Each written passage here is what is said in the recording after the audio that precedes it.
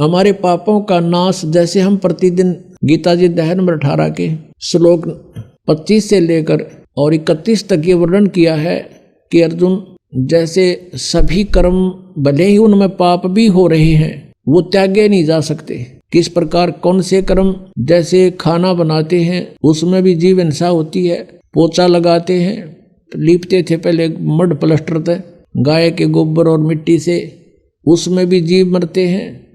खेती करते हैं किसान, उसमें भी खेती में भी जीव मरते हैं। तो ये कर्म, जैसे व्यापारी व्यापार करता है उसमें भी जीव मरते हैं, कणक तोलते हैं और सौदा करने के लिए इधर उधर जाते हैं गाड़ियों में या वैसे पैदल, तो ये कर्म त्यागे नहीं जा सकते, ये कर्म होंगे ही होंगे। अब कहने का भाव है, अब ये कर्म तो त्यागे नहीं जाएंगे और ये होंगे ही होंगे और इनका भी पाप भी लगेगा।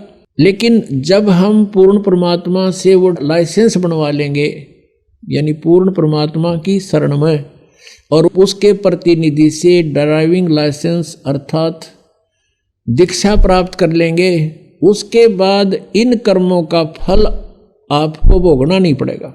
उसमें परमात्मा ने बताया है कि इच्छा कर मारे नहीं और बिन इच्छा मर जा, कह कबीर दास का फिर पाप नहीं लगा। हम अपने उद्देश्य को लेकर के सफर कर रहे हैं। जैसे किसान खेत में जाता है, फिर हल जोतता है, यदि उसके पास ये नाम नहीं है, ये सच्चा नाम नहीं है, तो उसकी कहते हैं एक हलाई में, एक हलाई ज़्यादा से ज़्यादा 30 फुट चौड़ी और 200 फुट लंबी ला लो, 40 फुट चौड़ा और 200 फुट लंबा, ये एक क्षेत्र, इतने टुकड़े में एक हलाई में हाड़ी को, किसान को इतने पाप हो जाते हैं जैसे 1000 कसाईयों को लगते हैं।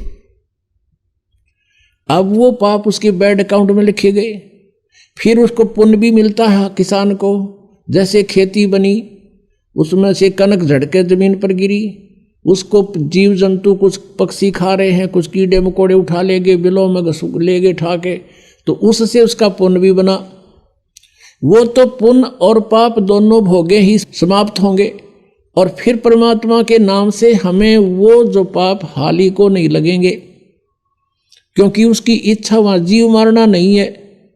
परमात्मा ने विधान बताया है कि ये अन्न खाओ तुम और ऐसे खेती करो